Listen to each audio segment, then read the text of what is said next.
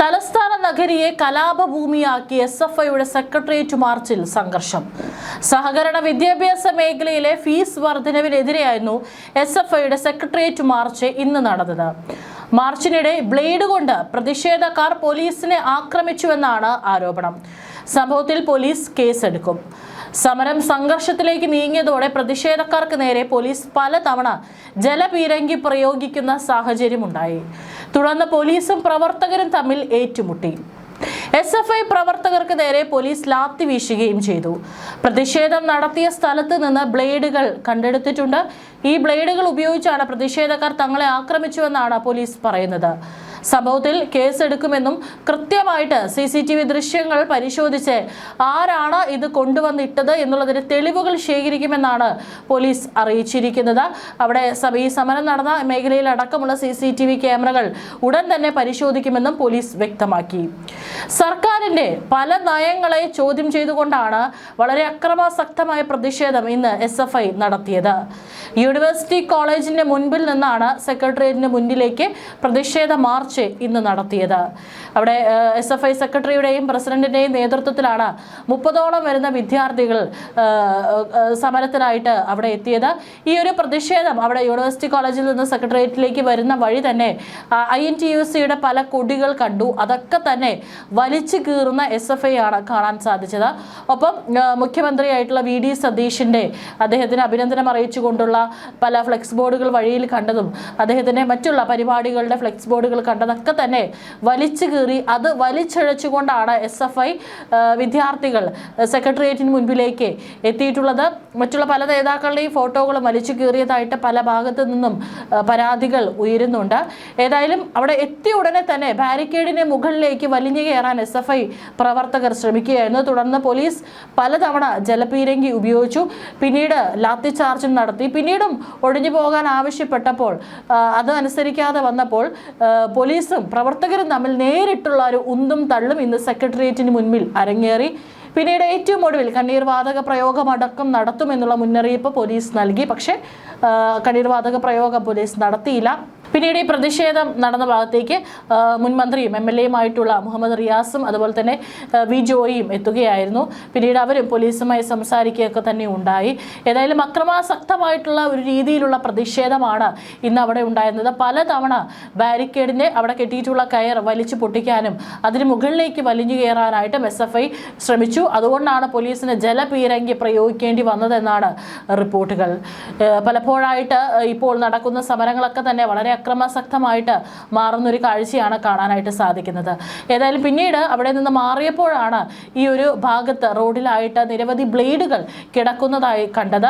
പിന്നീട് പോലീസ് അത് കാണുകയും ഇവരോട് നിങ്ങളാണ് അത് കൊണ്ടുവന്നത് എന്ന് പറയുകയും ചെയ്തപ്പോൾ തിരിച്ച് പോലീസാണ് SFI പ്രവർത്തകരെ തിരിച്ചാക്രമിക്കാനായിട്ട് ഈ ബ്ലേഡുകൾ കയ്യിൽ കരുതിയത്, അവരാണ് ഞങ്ങളെ ഉപദ്രവിക്കാനായിട്ട് കരുതിയിരിക്കുന്നത് എന്നാണ് SFI പ്രവർത്തകർ തിരിച്ചു നൽകിയത്.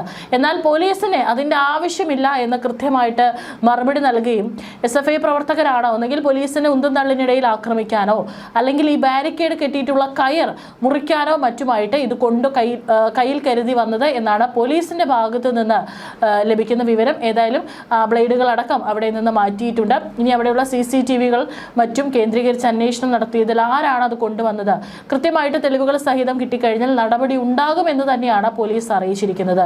ഏതായാലും കൈവിട്ട് പോകുന്ന തരത്തിലേക്കാണ് കാര്യങ്ങൾ പോയിക്കൊണ്ടിരിക്കുന്നത്. കാരണം ബ്ലേഡ് അടക്കം ഉപയോഗിച്ച് നമുക്കറിയാം മുന്തും തള്ളിനിടയിൽ പല ഭാഗത്തും കൊണ്ടു കഴിഞ്ഞാൽ അത് വളരെ അപകടമാണ് എന്നുള്ളതറിയാം പലർക്കും. അതിപ്പോൾ പ്രതിഷേധക്കാർക്കാണെങ്കിലും പോലീസുകാർക്കാണെങ്കിലും അത് പരിക്കേൽക്കും. തീർച്ചയായിട്ടും അത്തരത്തിലുള്ള കാര്യങ്ങളിലേക്ക് കടക്കില്ല ഇനിയെങ്കിലും എന്ന് നമുക്ക് തന്നെ പ്രതീക്ഷിക്കാൻ.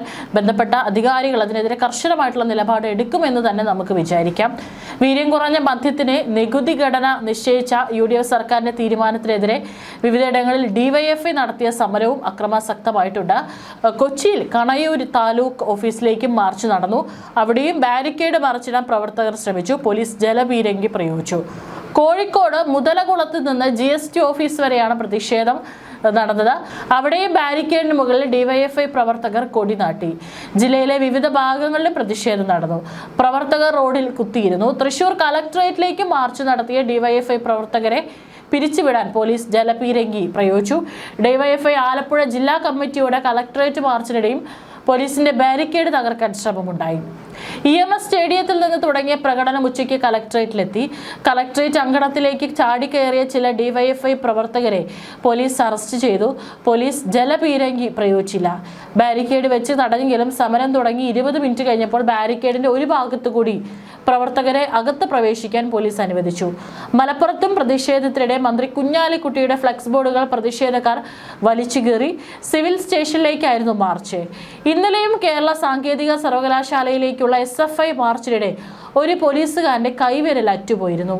ഇന്നലെ നടന്ന മാർച്ചിലായിരുന്നു സംഭവം. അവിടെയും SFI പ്രവർത്തകർ ബാരിക്കേഡ് കടക്കാൻ ശ്രമിച്ചപ്പോഴാണ് പോലീസുകാരന്റെ കൈ കുടുങ്ങുകയായിരുന്നു.